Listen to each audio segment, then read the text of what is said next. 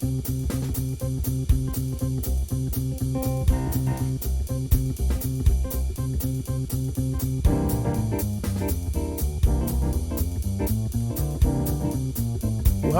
to another broadcast of the Deborah Ruffini Show on the Artist First Radio Network. All past shows are archived. You can find them at artistfirst.com. And now, from England, here she is, your host, Deborah Ruffini. Greetings from England. This is Deborah Ruffini with another broadcast of the Deborah Ruffini Show. Today it is my huge pleasure to be speaking with Covid-19 survivor Elizabeth Schneider. I thought it would be good to speak with someone who has pulled through this horrible thing and come out of the other side. This is a scary time we're living in, where we need encouraging words, and Elizabeth provides a wonderful no-panic message.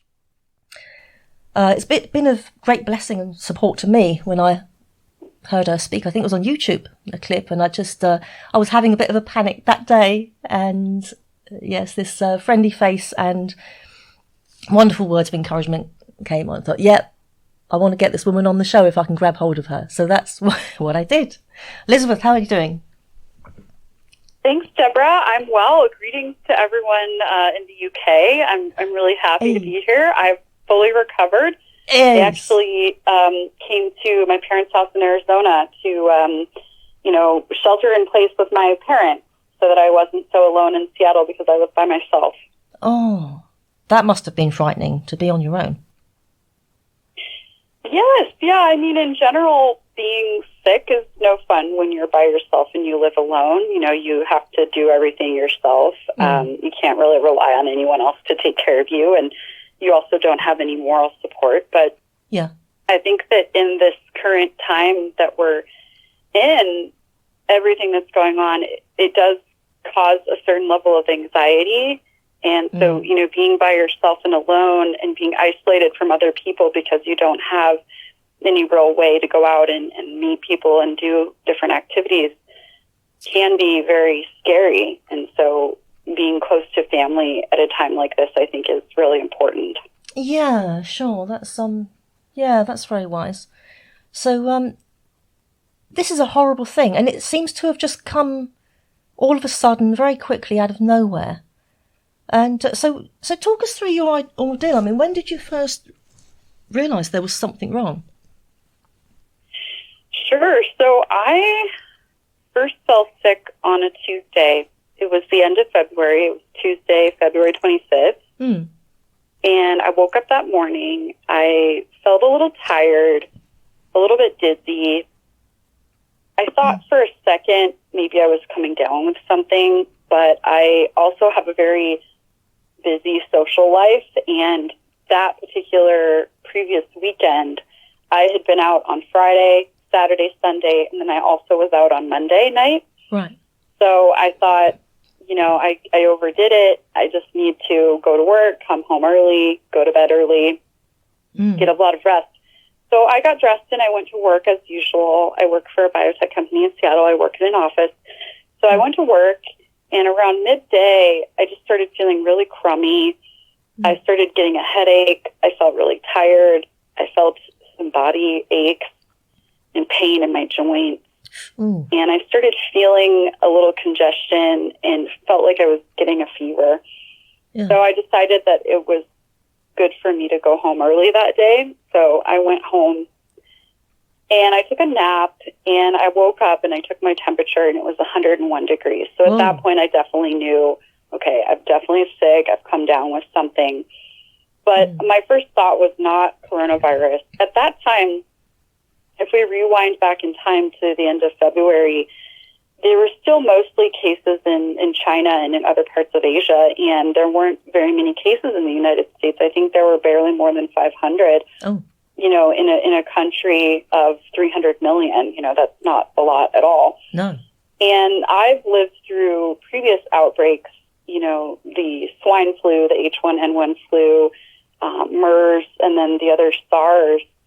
And all of those were outbreaks that sort of happened in other countries, and it was away from where I lived. And it was a big deal in those places, but then it went away quickly. So I thought that was going to be a similar thing with the coronavirus. So I thought that I had probably just picked up a flu Yeah. Now, by the time I went to bed, I took my temperature and it was 103 degrees. And this is Fahrenheit. I think in Celsius, that's 39.4 degrees Celsius. So it's quite high. And I started shaking uncontrollably. And it was a little frightening. I've never really experienced that before. And I did, go to bed. I barely had enough energy to really just brush my teeth and put on pajamas and go to bed. I did call a friend who I asked to take me to the ER if in the middle of the night things got worse. But I did take some over-the-counter medication. I went to bed, and fortunately the next day when I woke up, my temperature had come down by 2 degrees to 101 degrees Fahrenheit. So at that point, I decided that, I just have a nasty flu, and I didn't think anything about the coronavirus, and then I just decided to stay home from work and do all the things that we typically do when we're sick. Take care of myself, drink fluids, and take over-the-counter medicines. Wow. I guess it was was it a blessing, I suppose, to not know at the time? I don't know. Ignorance is bliss. Yes, I do think so. The entire time of my illness, I really didn't have confirmation that I had the coronavirus. And I think if I would have known, I would have been psychologically a lot more worried and scared.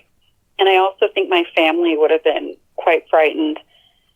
Ultimately, how I did find out that I had it was that I volunteered to be part of a research study that was happening called the Seattle Flu Study. And this was a research study where scientists were collecting nasal swab samples from people who were feeling ill, and they were studying transmission of flu. And originally they were only collecting samples to test it for different strains of influenza.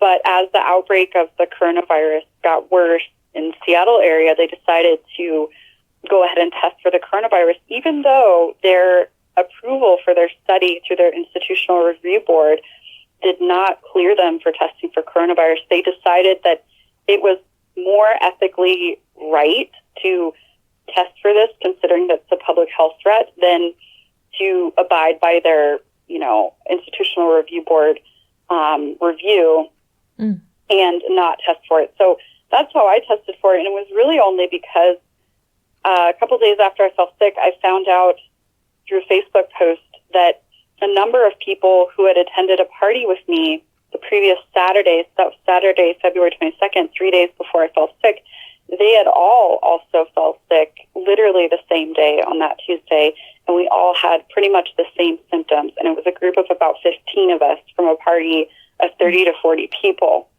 And that was very strange and suspicious.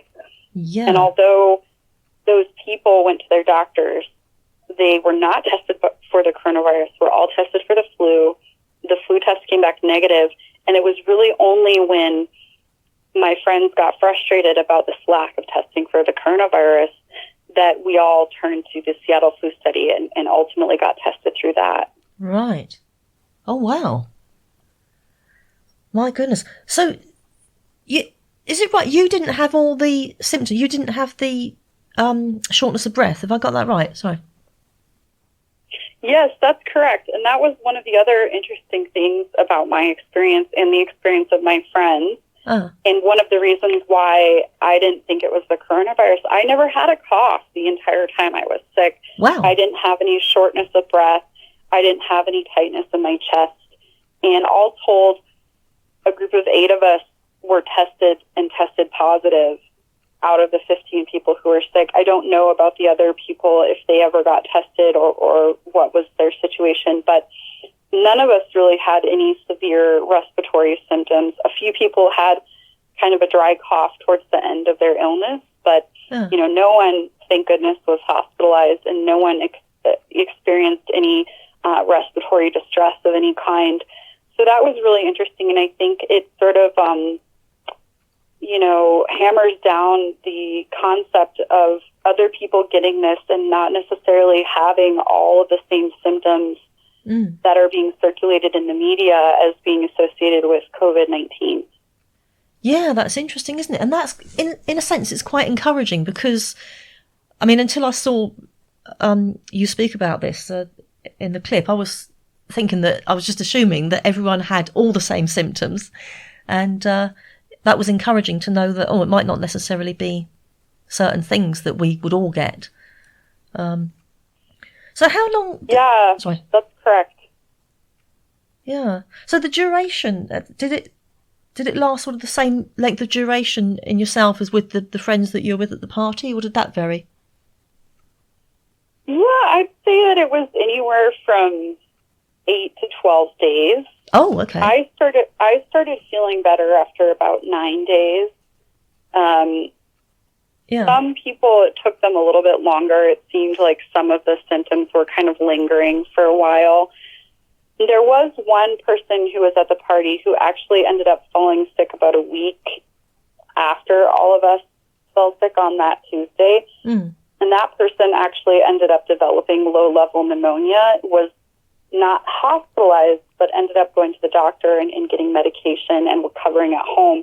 Now, I'm not sure if that person just had a delayed incubation period compared to the rest of us, or if that person truly did not get sick from the party and then ended up getting exposed at a later date to someone else. I'm not really sure. But, I think in general, 10 to 12 days is about the time period that each of us were sick. And I think that we, in general, have the same symptoms. It tended to be fever, body ache, fatigue, headache. A few of us had nausea. I only had it really one time, one evening. And then a few of us did have some diarrhea a couple times during the time that we were sick. We also had congestion, so it felt, like a typical cold where you get, a stuffy nose, you have pressure in your sinuses, feel like you have, sinus congestion. I had congestion in my ears, felt like my ears are clogged up, and I kind of want to hold my nose and squeeze to kind of pop and open them up like you do when you're on the airplane. Yeah. But yeah, most of us had very similar symptoms. But yeah, you're right that none of us really had any extreme respiratory symptoms. Crumbs. It still sounds pretty rough though. With without that, it's a horrible thing. So the actual swab, is that doesn't sound very pleasant. That's taken from the back of the nasal pack up the nose, isn't it? Yes, I would say it's not terribly invasive. It's uncomfortable. The test that we did through the research study was an at-home nasal swab test kit, and it's interesting that everyone's talking about how testing is so difficult and there aren't very many tests. And it's sort of astounding to me because the logistics and infrastructure for the flu study were perfect for testing for this sort of thing. I filled out a questionnaire on the internet. Once they determined I was qualified, they sent me the nasal swab test kit in the mail. For myself, I live really close to the University of Washington in Seattle, which was the university that was running the study. And I actually received my kit within about an hour and a half after I filled out the form online. Wow. And then, it came with a little box. It had the instructions in it. It was very easy. Step 1, do this. Step 2, do this. It was kind of analogous to these DNA testing kits, like the 23andMe, where you send in a sample of your saliva for, tracing your ancestry. That's right. But basically, you have this little stick. It's like a plastic stick, and there's a sponge on the end of it. Right. And they tell you to stick the sponge about an inch up into your nostril and to kind of turn it all around and like swipe and wipe down the sides of your nostril. And that part is, unpleasant because having something that far up your nose is not very pleasant. And I got tears in my eyes and it stings, but it's very quick and, it's not anything that leaves long-lasting pain or anything like that. It was very easy to do. And then the actual stick kind of breaks in half. And then the kit came with a little tube of some type of preservative or liquid, and you drop the half of the nasal swab stick into the tube and then cap it. And then I put it in a sealed plastic bag, and it went in a box, and the box had a prepaid shipping on it. And then I basically just dropped it in the mail and sent it back. And it took about 6 days days from the time I stuck it in the mail until the time that I got a phone call from them saying that my sample was positive. And I can tell you, so I have a background in biology. I have a doctorate in bioengineering, and I've done molecular biology research, and that part is very simple. And even the test itself is quite simple. It's based on a technology called the polymerase chain reaction, and basically detecting the nucleic acid, basically the genetic material of the virus. And that technology has been around for 30 or 40 years. And it works very well. It's very easy to run. So, based on my experience, I don't understand why countries can't replicate this, in mass to get people that need to be tested the test. Yeah. Yeah, sure. Oh, crumbs. That doesn't sound pleasant at all. It's funny. So I'm just thinking, the postmen don't know what they're dealing with, do they, when they post things? Yes. Yeah, that's crumbs. So, in your line of work, did it, the psychological aspect of that, did you feel more or less in control with that? Did you feel more or less panicked? I think I felt less panicked, based on my job. So I currently work for a biotech company. Based on my research background, I know a lot more than the average person about viruses, how they work, about the immune system, how that works, about medicine and vaccines and how that works. And, I knew to begin with when I started feeling sick that I probably had a virus. Again, I didn't know it was the coronavirus, but I deduced that I probably had a virus. And, a virus can't really be cured unless there is a particular antiviral medication that you can take. But for most viruses, there is no cure. And if you go to the doctor, they're basically going to tell you that they can't give you antibiotics. Antibiotics only work for bacterial infections. So I knew that when I felt sick, if I went into the doctor, they were most likely going to tell me, well, you have some kind of virus. They would test me for the flu. If I didn't come back being positive for the typical strains of the flu, it was likely some sort of different strain. And they were just going to tell me to go home and rest and recuperate at home and get rest and drink fluids and take over-the-counter medicine. So that's what I did. And I think knowing that and having been through it before and knowing that that was the case, I think really gave me some peace of mind. And then the fact that upon doing all those things, I did start to get better. My temperature came down and my symptoms started to subside. That's good. I think made me less anxious.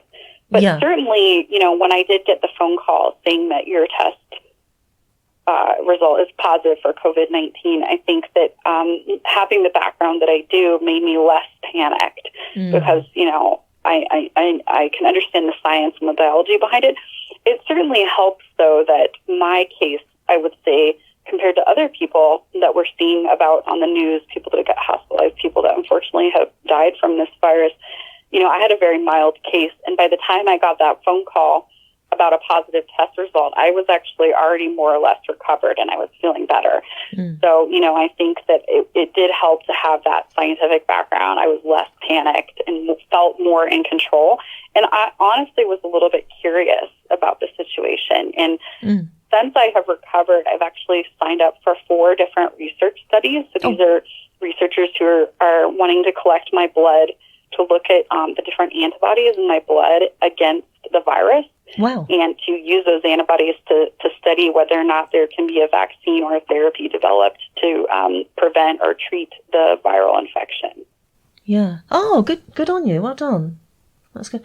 I wonder how long it would... I mean, you're very knowledgeable about all this sort of thing, but I have no idea. A vaccine, do vaccines usually take a long time to... I suppose there's a lot of testing involved and knowing that it's safe and all that sort of stuff, isn't it? I mean, I wonder how far off we are to getting a vaccine. Yeah, so that's a really good question. Although I do have a background in biology, I can't claim to be an expert on vaccines, but I've heard everything from, 12 months or more. Oh. I think if they fast-tracked development, maybe we could get something in 6 to 8 months. I do know that there is a clinical trial. So the first clinical trial for the vaccine or a vaccine has already started, and they started recruiting patients here in Seattle, and it's through a company called Modena. I think it's Modena or Moderna Therapeutics. Right. And there are a couple other clinical trials that are already starting with vaccines. So, we could see some data out of that, before the end of the year, most likely. Yeah, so and I think that it takes a lot of time because there's a lot of safety tests that have to happen, and there's a lot of characterization that has to happen, and they use healthy volunteers and then give them the vaccine, and then they test the people's blood to see if they have indeed developed antibodies against the viral antigens that the vaccine was designed for. So I think that typically it can take 12 to 18 months, but I'm hoping that we see something by the end of the year, possibly by the end of the summer. Oh, yeah. Wouldn't that be nice? That'd be good, wouldn't it? Mm-hmm. It's just, it's horrible. I mean, I stupidly don't, well, I didn't, I do now. I don't really watch much TV, and I usually haven't got a clue what's going on in the world, which is ridiculous. I need to be responsible. But it was my ex-husband that mentioned this. I'm just trying to think when it would have been. I think it was maybe the beginning of this year. He mentioned about this coronavirus business, and what's that? And he said, "Oh, don't you know?" And I just thought, oh, that's something far away. It doesn't concern us. And then I think I really started knuckling down to watch what was going on, maybe about 1.5 months ago, something like that. But it just seems so, it seems unreal. And I guess when something's happening in a different part of the world that's not near us, we tend to think, oh, it's only over there. But we, when it hits us, it's like, oh, hang on. It's Yeah, I completely agree with you, and I think that was how I was thinking about this in January and even in February.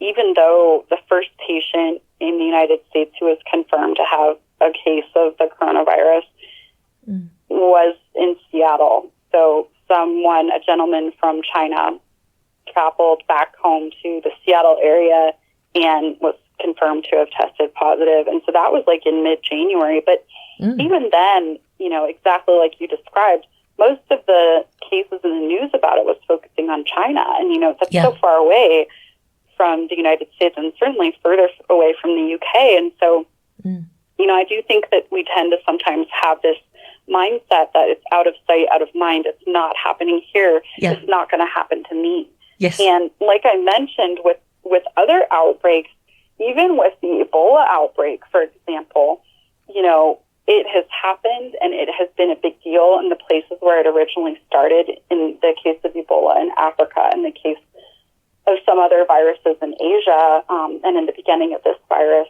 in China. But we tend to think that, okay, it's not going to happen here. But I think in this case, there are a couple things that sort of conspire together to make this outbreak as big as it is. The number one thing is I think that this virus spreads very, very quickly. And it's a very virulent virus. So once you are exposed to it at all, you get sick. And I think that my story is proof of that, because I was at a party with only 30 to 40 people and no one at the party was visibly sick. Right. And, it's possible that I was just potentially, breathing air from someone else who had the virus, and the viral particles were like in the air. Yeah. And, I ended up catching it. And, it's not like I was sharing food with anyone at the party or sharing drinks or kissing anyone, and I caught it, and a bunch of other people caught it as well. So I think that, in this particular case, the virus is very virulent. It transfers and infects other people very, very easily.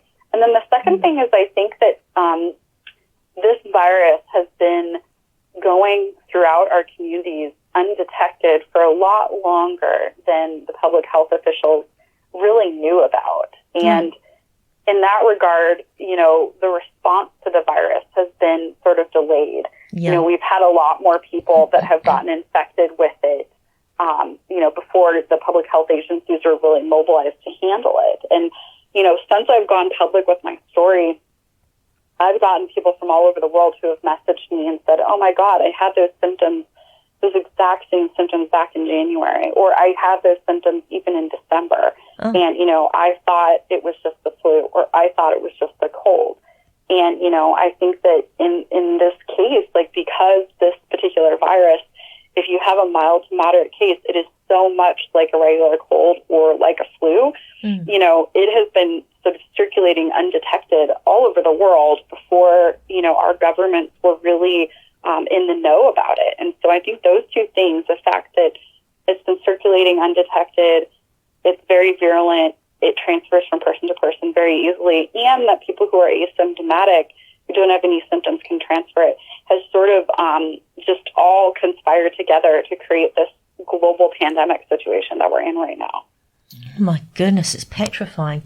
So is it really like today, I was, I had my, the rules here in England have one bout of exercise a day. I don't know if it's the same in the States, is it? One lot of exercise, one walk a day. We're not quite at that point, but I have heard in some places that if you do go outside, you're only allowed to stay within 5 miles of your home. Okay. So, so we're not quite there yet, but some places are getting to be like that. Ah. Well, this over here, it's kind of, unless you need essentials or collect your medication, or if you need to see a family member, but it's only in an emergency. But I had to pick up a prescription from the doctors, and I said I would go and see mum and dad, but stand at their wall, and they can. It was quite warm today, so they just stood far back, and I just waved, and then we waved through the window. But walking over, a jogger ran past me. And joggers they just need to exercise in the park, really, don't they, Elizabeth? I mean, it's on a pavement, running past me. And I literally just stopped and I held my breath and I thought, just going back to what you're saying, how easily is it controlled? I just assumed it was in droplets, particles, if someone sneezes or coughs near you, but I wondered, could I sort of breathe in his breath and get it like that? I don't know. Yeah, I think that's entirely possible, and it's more than likely true. There's another case of a bunch of people getting infected, actually from Washington, and it's made the national news. I don't know if you saw it, but there was a bunch of people who are part of a choir. Oh, dear. And they went for choir practice, right? Even though it was sort of suggested that people not have large social gatherings, and everyone who showed up, they used, antibacterial gel and, hand sanitizer. They, didn't shake hands. They didn't hug anyone. They spaced out their chairs and didn't sit close to one another. And I can't remember exactly how many people were at the choir practice. I'm thinking maybe 50, 60, something like that. And out of it, quite a lot of people got sick, and I think a couple of people have even died. Oh, dear. So, and you think of that situation, and, probably no one was sneezing, but they were all singing, and singing requires you to take in a lot of breath and exhale a lot of breath. Yeah. So if there was anyone in that room that was infected, you can bet that virus particle was floating around in the air, and other people were breathing it in. Yeah, my goodness, that is frightening. And that brings me to another point, and I think that we're seeing in the news right now that the United States government and potentially the UK, I'm not sure, is considering requiring all citizens to wear a face mask or some kind of bandana or scarf to protect your mouth and your nose whenever you go outside in public and potentially are near other people. Because, like you said, you can just get this by breathing in someone else's exhalation. Yeah. Yeah, I wondered about that because I've read different things about facial masks that it's not really that beneficial, and then other occasions say, oh no, it really is, it really does help. So that's interesting. I thought it probably does help because it's protection, isn't it? Yeah, I think they do help, but the caveat is that you have to have it on the entire time that you are exposed to someone or exposed to the public. And I've seen people at the grocery store, for instance, who, have it on and then they briefly take it off for whatever reason. Oh. And so that one time that you take it off, you could be exposed. And then also you have to be extremely careful to not contaminate it. So when you take it on, when you put it on and you take it off, you have to be very careful that you don't touch any of the inside of the mask. And the other thing, too, is it has to be of enough quality and good enough quality that it actually does block those particles. So if it's very, very thin, it's not going to block those particles from getting in. And if it doesn't create a tight seal around your nose and mouth, then the particles are just going to get coming in through the sides. So, I think it depends on how you wear it. And, we've been seeing images and stories on the news of these medical professionals who are running out of personal protective equipment and they're running out of masks, and they're only assigned like one mask for the entire day. And you see photos of them and they're having to wear it so tightly and for such a long time that they get bruises and marks on their face from wearing the mask. And then they have to be extra careful when they take it on and then they take it off, make sure that they don't contaminate it so that they can continue using it for the entire day. Oh, crumbs. Yeah, I saw some pictures going around on Facebook about that. Isn't that absolutely appalling? Yeah, God bless our NHS at this time. But it's difficult, isn't it, to know just how far... I don't know if it was you saying to me the other day or whether it was something I read, Elizabeth, about think of it as shaking someone's hand who's just been working with glitter, and then you go back into your house and then you touch something and you've got glitter now around the place for the next, 2 weeks. But surely it's not as severe as that, is it? I guess it depends on how fine the glitter is. I think that, if you think of a very, very fine glitter that's almost like a powder, it's going to be almost impossible to get rid of and almost impossible to not have you track some of that into your house. Yeah. I think it's a pretty apt analogy, actually. Right. Because even things like the other day, for essentials, I didn't go out just for fun. I went out to get my essentials just up the road. And so I made sure while I was out, even if you've got an itchy nose, don't scratch my nose. And things like, right, okay, I'm dealing with money here. I didn't think to pay by card. Just things like that we don't think twice about. Get some money out, pay for it. So I made sure I came in and washed my hands thoroughly to the duration of Happy Birthday. and then put my goods away. And then I thought, hang on a minute. Once I get these things out to eat something, I'm still touching the package. That would be an awful lot of hand washing, wouldn't it? That's almost impossible to keep on washing and everything after everything you touch. Yeah, and that's why I think you've also seen people that have taken to wearing gloves in public, and that's another thing that you can do to protect yourself is like whenever you go outside the house, wear a clean, fresh, new pair of gloves. That's good. And, and then when you come inside, before you come inside your house, to take them off and dispose of them. And then again, of course, wash your hands. So yeah, anything that you touch, like when you're at the grocery store and you pick up a package from the shelf, someone else has touched it. Yeah. Someone might have breathed on it and there's like viral particles on it. So yeah, I think, a lot of people I've seen are starting to wear gloves outside the house, and that definitely can protect for that. Yeah, that's wise, isn't it? Do you know, I thought of that when I managed to get the last packet of rolls, because it was hard to get bread. About a few days ago, it was very hard to get bread, and I managed to get the last packet of rolls, and I thought, seeing as it's the last packet, there's going to be a lot of mitts that have been touching this. But, yeah, I guess you just got to do the best that you can. And even things like things you take for granted, like is Easter coming up and going into a card factory. I think the card shops are shut now, but you think about picking a card for friends and family, and no, I won't have that one. I'll get a different one. Lots of hands have been touching the cards, and so I've been saying, right, I'll get you eggs, but I'm not doing cards this year. Yeah, that's definitely true. It's my goodness, but what about sort of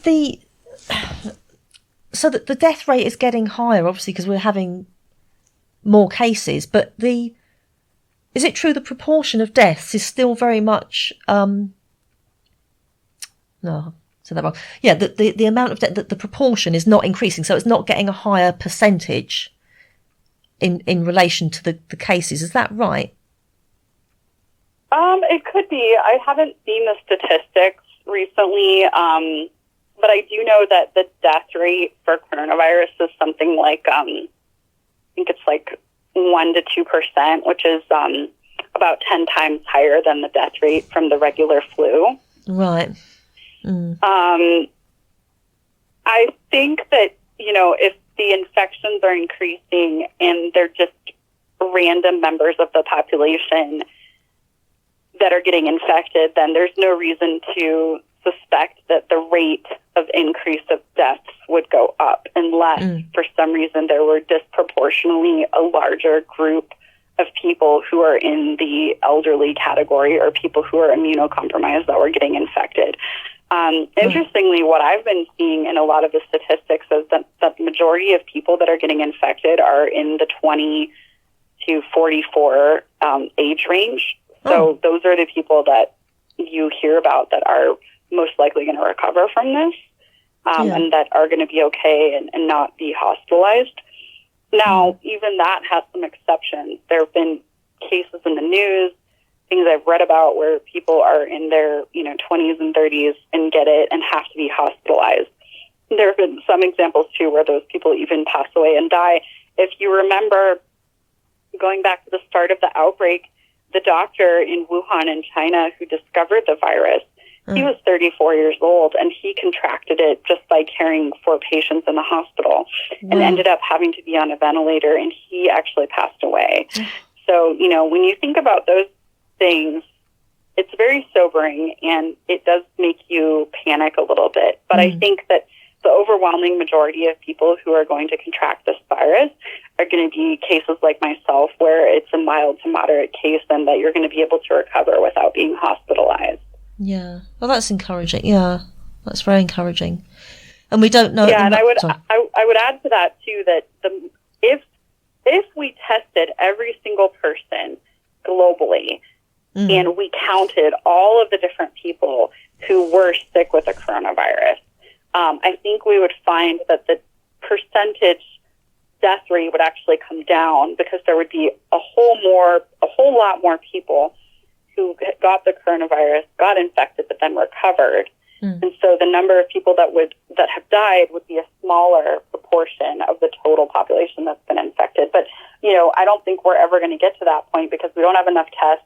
We don't have enough resources, and we're trying to save tests for people that really need it and are most vulnerable. And people who have a mild or moderate case like myself who recover from home, they don't really have a need to go into the doctor and get tested. Yeah. Yeah, I see what you mean. Oh dear. So we don't know for sure at the moment if it's something that you can get again a second time? Yeah, that's another good question. So I think we don't entirely know that yet. One of the things that I have heard, though, there are two pieces of information. One, there was a scientific study done in monkeys, in rhesus macaque monkeys, and they were infected with the virus. They recovered. They generated antibodies against the virus, and these are parts of the immune system that gives you long-lasting immunity to a subsequent infection. So these monkeys did develop antibodies, and when they were exposed to the virus a second time, they did not get an infection. So their body was effectively immune. Right. Also, there is a case where a couple of people have quote-unquote gotten reinfected, but it could be simply that when they tested negative after they recovered, it was more or less a false negative, and that they still have some viral genetic material, some viral RNA that's still detectable in their system. There was a study that came out in Germany where they looked at 9 patients who had the coronavirus, and after 8 days of the onset of symptoms, they could no longer detect any viral particles in the patients, but they could detect the viral RNA. So this is the genetic material of the virus. And that's actually what is being detected when we do these tests using what I mentioned earlier, that polymerase chain reaction or the PCR assay. So in those cases of patients that they think got reinfected, it's really more likely that these people got infected, they recovered, they got a test after they recovered, it came back negative, it was a false negative, and then when they got tested again, it came back positive, and they still have viral RNA in their system. I haven't been convinced or seen either way as to whether or not you can get reinfected or you have long-lasting immunity. Some viruses, you develop a long-lasting immunity that lasts for years. Some, you develop an immune response that only lasts for a couple of months.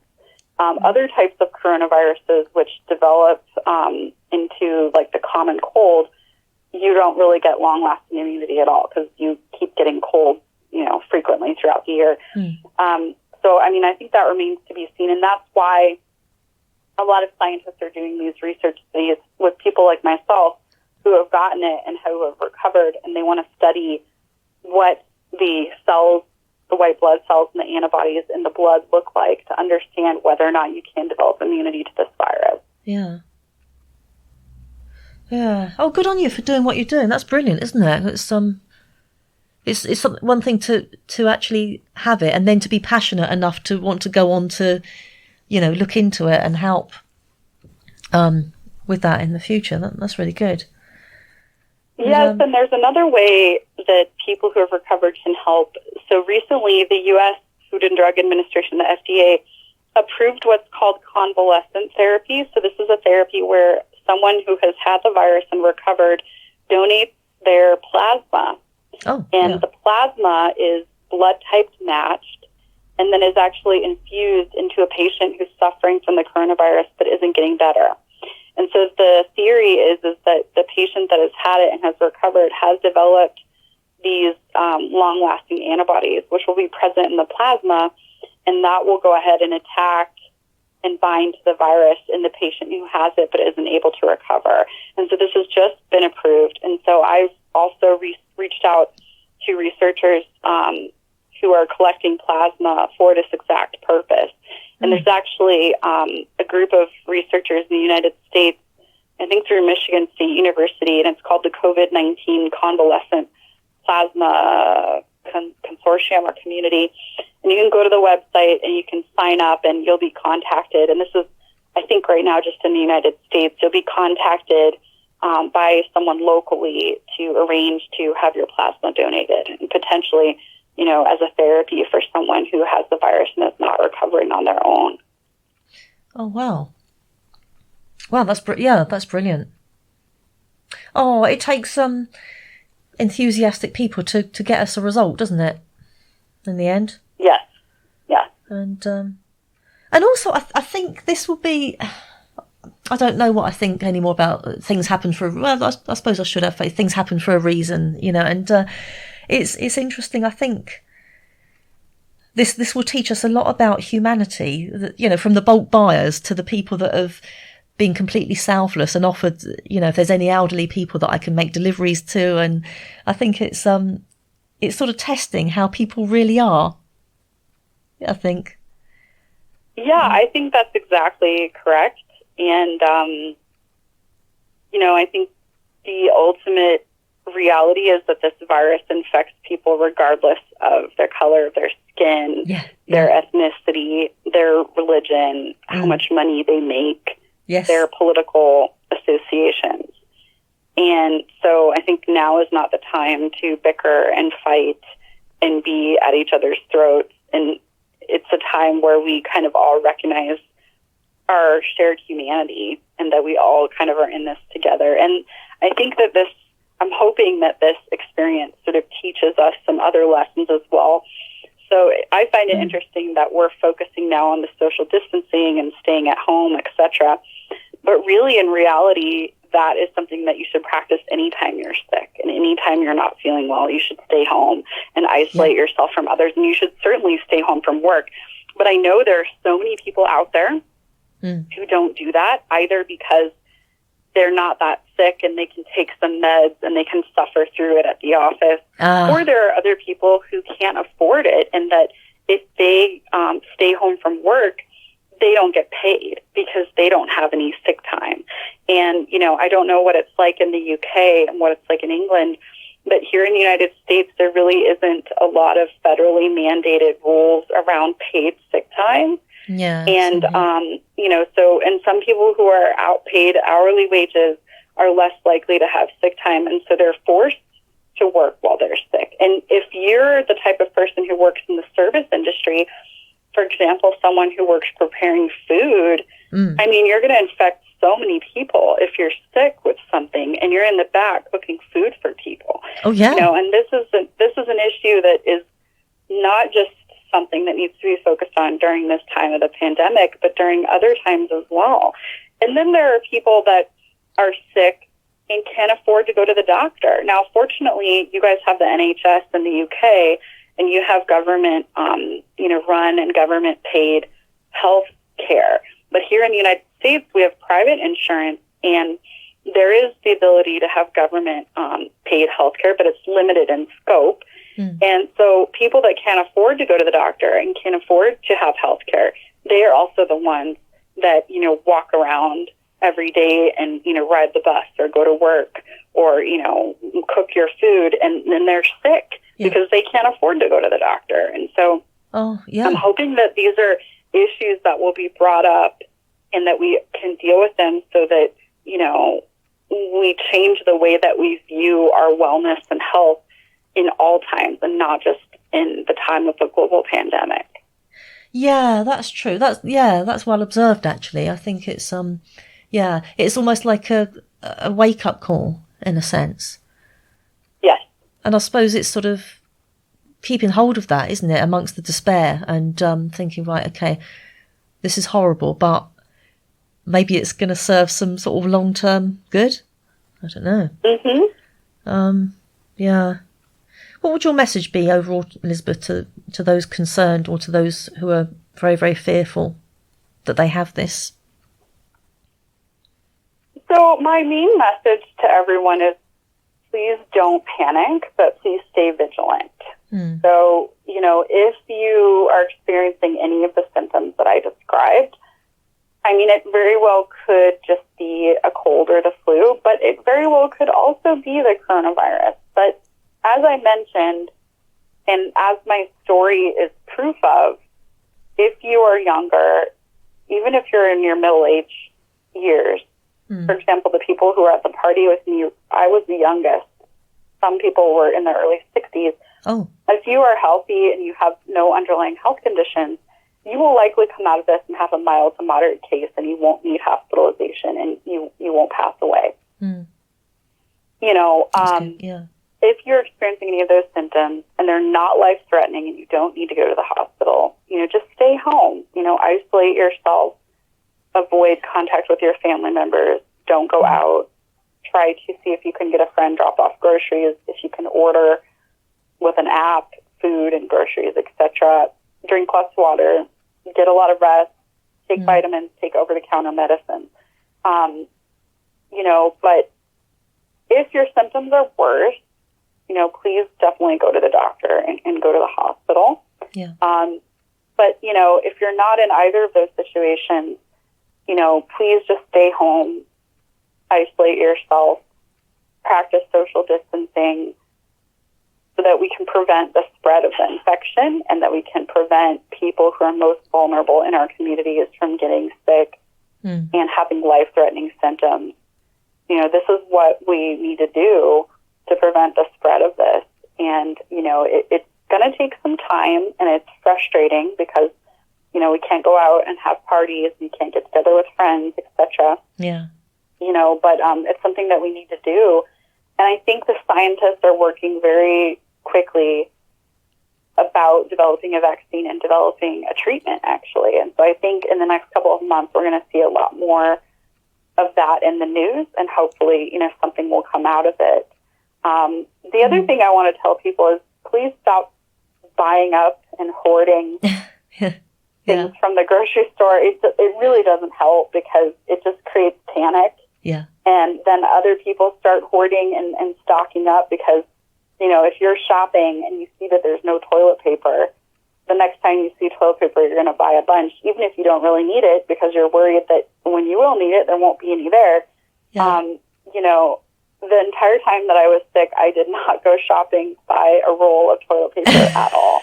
Well, you already stocked up. You won't need to stock up on toilet paper, and it also just prevents people who really need it from you know, being able to get it. And I think you know, some grocery stores in the U.S. now have implemented hours for elderly people so that they can, you know, go in and get the essentials and things that they need, you know, and they don't have to be confronted with people who are, you know, stockpiling and buying up things. Like, my mom told me a story about a fist fight breaking out at a local drugstore here over toilet paper. No. Really? Like, people taking every single item of a certain type on the shelf and putting it in their cart, and that if they were asked if they could share and give one or two to another person, they were saying no and giving that person dirty looks. I mean, this just doesn't help, you know? No. Like, you know, if you get this virus, like, having a stockpile of toilet paper isn't going to really help you, you know? Yeah. I mean, unless maybe you want to use it for tissues, but then that's what, you know, tissue paper is for, like, for your nose. Sure. So that's another thing that I would tell people is, like, you know, don't hoard, you know, supplies. Oh, that's great. Actually, you know, that's interesting. Why is it all the toilet paper's gone, but there's still plenty of tissues? You think people would want to blow their nose as well as the other end? You know? Yeah, exactly. I think it's like this. I think it's sort of this primal guttural response. You know, like, what is one thing that you would not want to run out of? And, like, you know, yeah. I guess people, you know, think that that's really important. And you're totally right. You could use other types of paper. It doesn't have to be toilet paper. You just have to use tissues in a pinch. So, you know, it's sort of illogical. But, you know, yeah. I think right now people are sort of not thinking straight, you know, because everyone's in a panic, I think. Yeah. No, I think you're right. It's, Elizabeth, we need more encouraging and positive people like you. And, you know, rather than the fear-mongery that we're, you know, that is sort of overtaking a lot of the stuff and gets us worked up and anxious. This hour has gone by so quickly.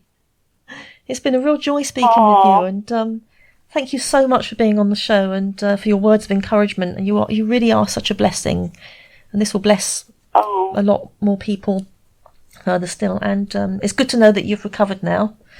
And, you know, keep healthy and safety. It's my pleasure to be on the show.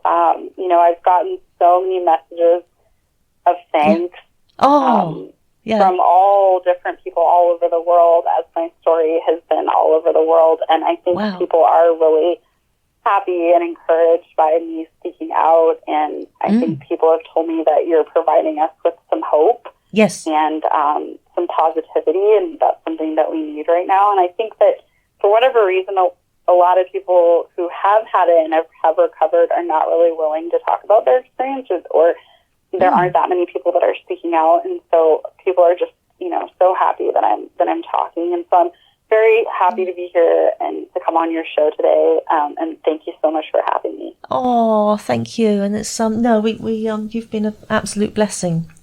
And thank you so much for the work you do. And to the listeners as well, take on board what Elizabeth has shared with us and find comfort in that, and stay safe. Until next time, lots of love and God bless.